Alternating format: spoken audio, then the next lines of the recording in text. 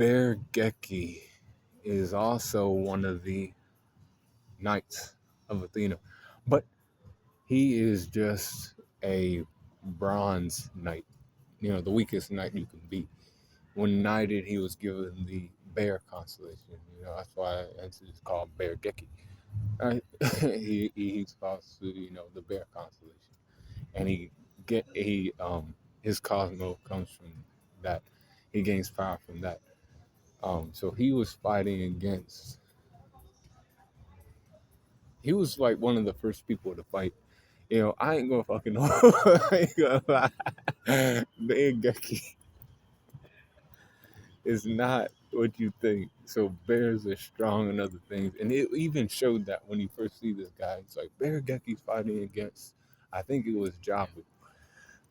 I think, but he was fighting against him in the ring, and he was like really, putting it on. Hitting him hard, not taking much damage at all. But like he was fighting against another bronze knight. I don't even remember who he was fighting. You know, it might have even been Seiya, but I don't remember. It was either him. It was either Seiya or Jabu.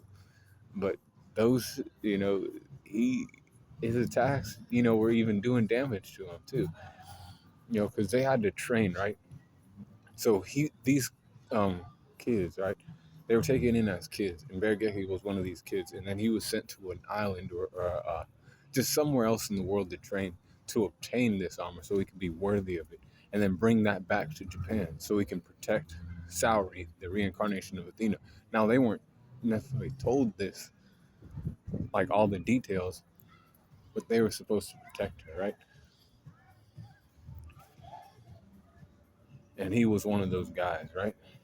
He came back and he was, called upon to fight in the Galaxian Wars, this tournament to see who was, the most powerful and actually worthy of, protecting Athena. Because there was about like 16 of these kids, I think, and she wanted to select only the best to, really, keep her safe.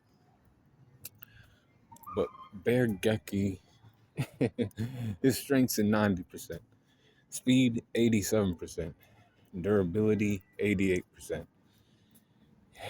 Endurance is at 87%.